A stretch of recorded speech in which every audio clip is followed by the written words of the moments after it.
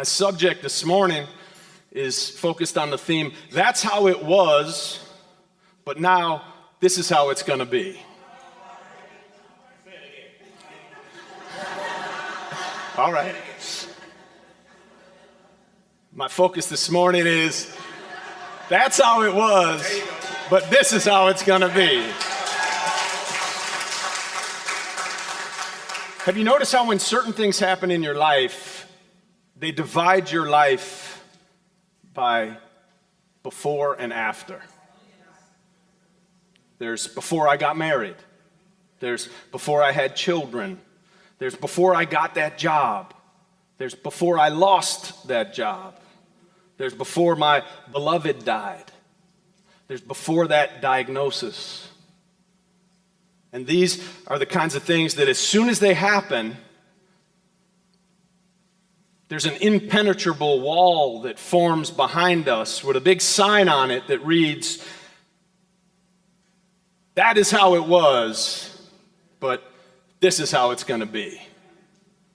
And it doesn't happen just with people, it happens with entire countries. There was the United States before September 11th, 2001, and the United States after September 11th. There was the United States before the March on Washington and the I Had a Dream speech, and there was the United States after. There was Tulsa before the 1921 race riot, and then there was the Tulsa after. These are those threshold moments that mark a community and mark a life and divide our lives into that's what was from that's what can be. One of the biggest differences that I see between people who are successful and their lives are fulfilled and fulfilling and who make meaning of their lives and those whose lives are surrounded by a sense of defeat and despair and depression and disillusion is that some people spend most of their lives focusing on how it was. It's like trying to drive while looking in the rearview mirror most of the time. Whereas successful people spend their time focusing on how it is and how it could be. My shiro, or heroine, that I'll be lifting up this morning is the remarkable Maya Angelou. She is someone who never, ever forgot what was, but she chose to focus on how it could be. Do you know what made Maya Angelou what she was? I thought someone was going to yell out, God! Of course! There's no doubt that Dr. Angelou was animated by a powerful spirit in her life that helped her, that shaped her and formed her and illuminated her. But that's not the whole story. By whatever name we may call that mystery that inspires us to be more than we ever imagined we could be, and that allows us to overcome incredible trials and difficulties and traumas, you might call it God, or you might call it something else, but whatever it is, she had it. I mean, did she have it? She had something. Something I want to tap into. I want us all to tap into some of that. It's like that movie, Harry Met Sally. Remember that scene, some of you? I want to have what she's having over there.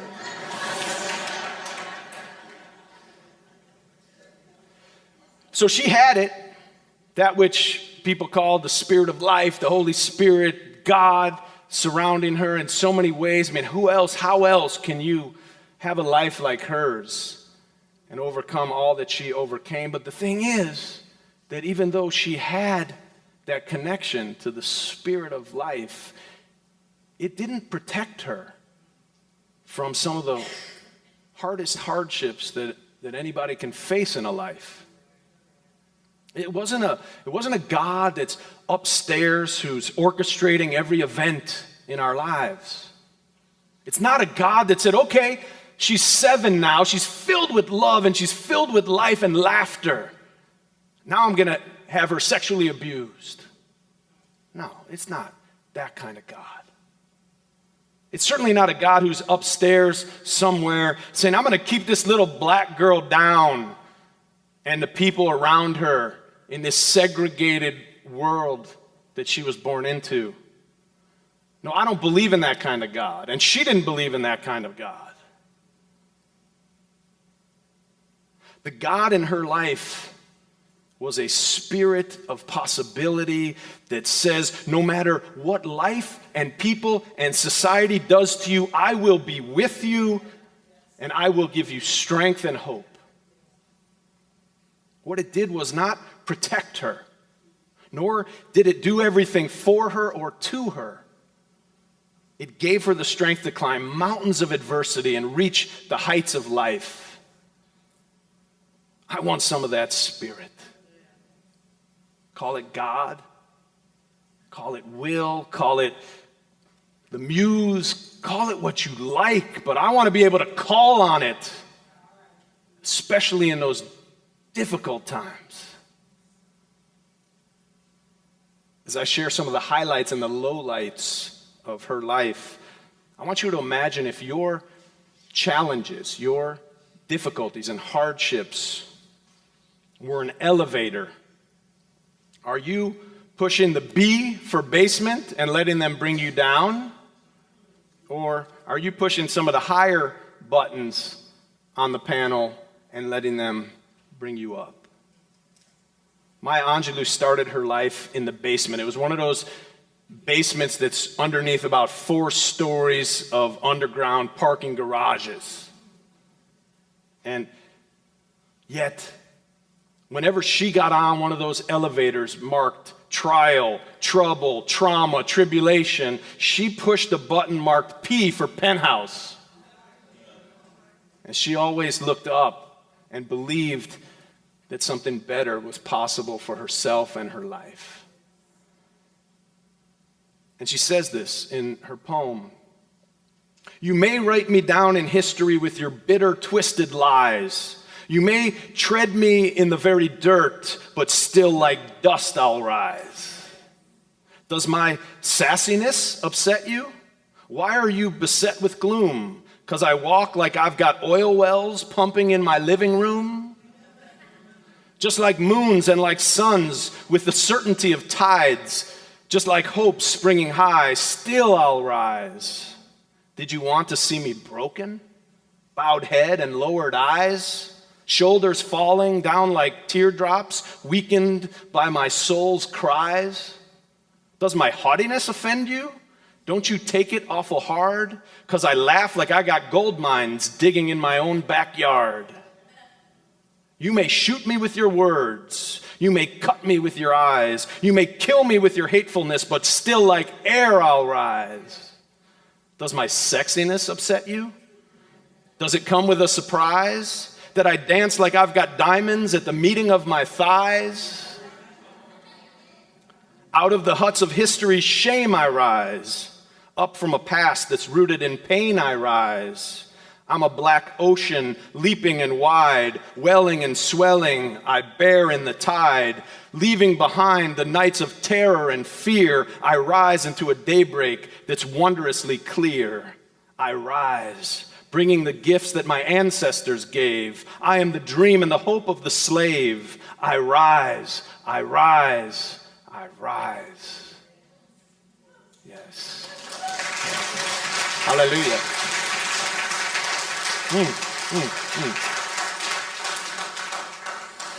Maya Angelou was born Marguerite Annie Johnson in St. Louis. When her parents were divorced, she went to live with her grandmother at the age of 3 in Stamps, Arkansas, which she later wrote, with its dust and hate and narrowness was as south as it was possible to get. As inhospitable of an environment as rural Arkansas was for her as an African American at that time, she was encouraged by watching her grandmother run her general store, which was the only one in the black community there. And in fact, and it was an incredible fact that it was owned by a woman, and it showed young Marguerite something about possibilities. Angelou called the South the land of painful reminders.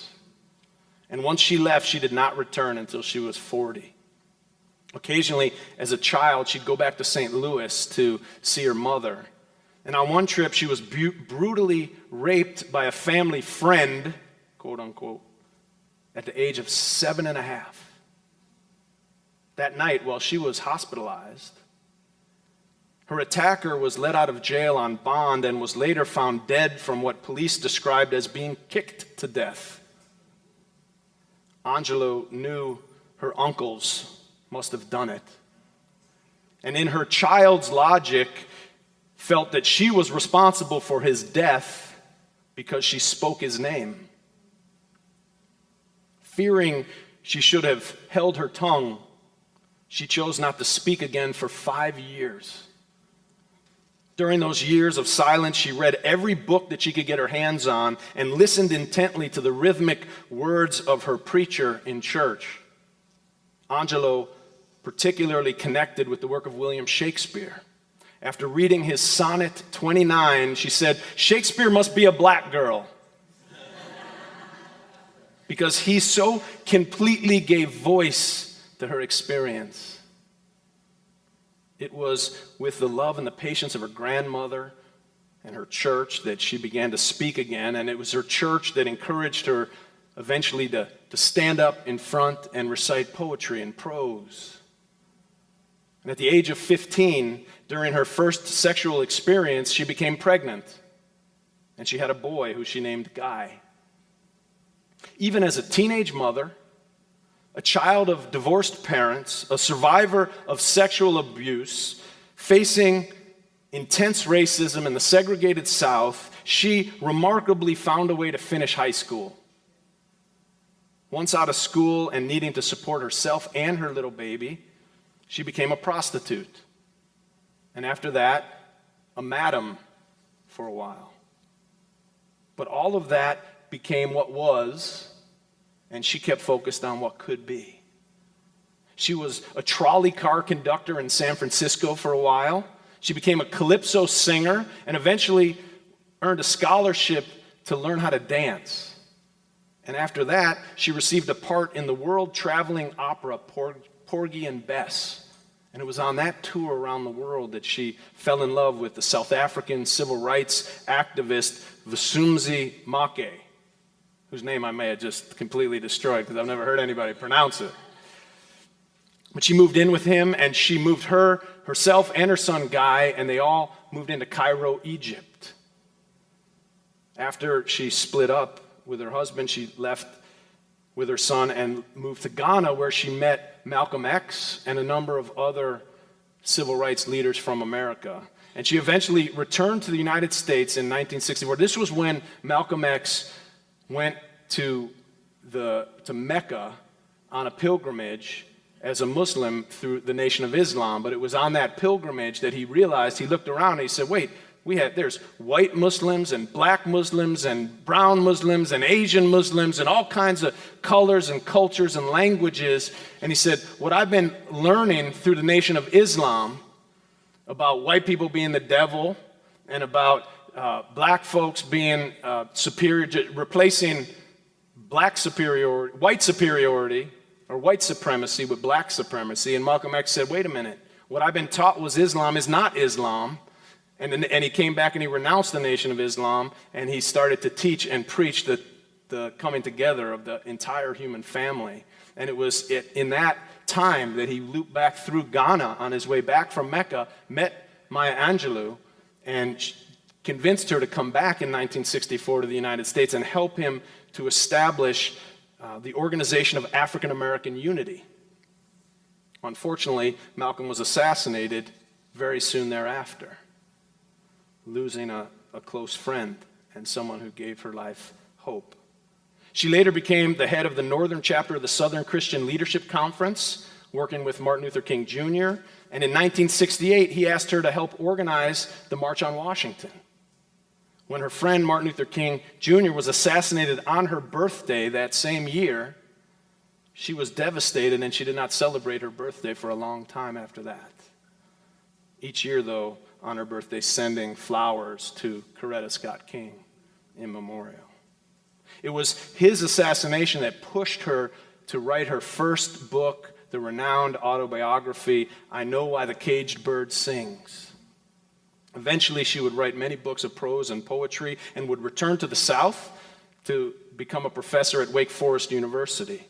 It's quite remarkable how this little girl who was born with the deck stacked against her and whose life was filled with just about every social disqualifier and many deeply tragic and traumatic moments, yet she kept focused on the future and eventually went on to deliver an original poem before the entire nation at the inauguration of the President of the United States, sitting next to the most powerful person in the world and being applauded and being thanked and being adored by everyone around her and across this nation at the inauguration of then President Bill Clinton.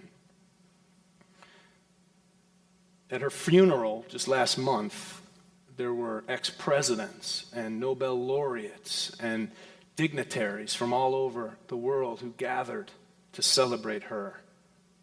Why do I hold her up as a hero of mine? Because she never let anyone count her out or spoil her dreams.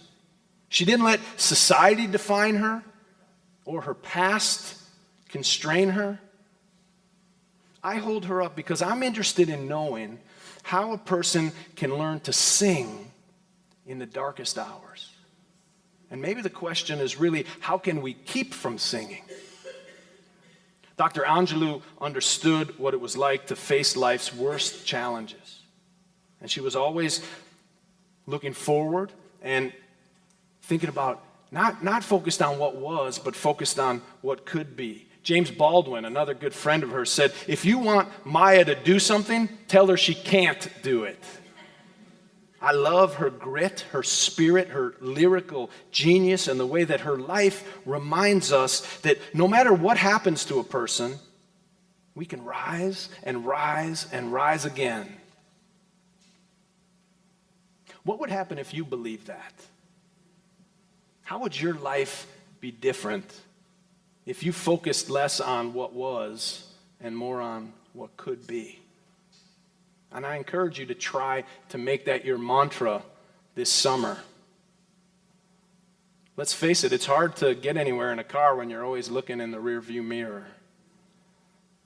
May you too look at every challenge as an elevator and push P for penthouse. Expect good things in your life. Expect good things for yourself. But don't expect a life without challenges and pain. Find a way to let even the worst experiences that happen to you elevate you. There is a spirit in life. There is a spirit in you and in me that cannot keep us from hardship, but it will not ever let you go. We can rise from the ashes of great difficulty. And it helps to have an attitude that says, sure, that's how it was, but this is how it's going to be. Expect beauty, anticipate success, and never, ever count yourself out. God bless you. I love you. Amen.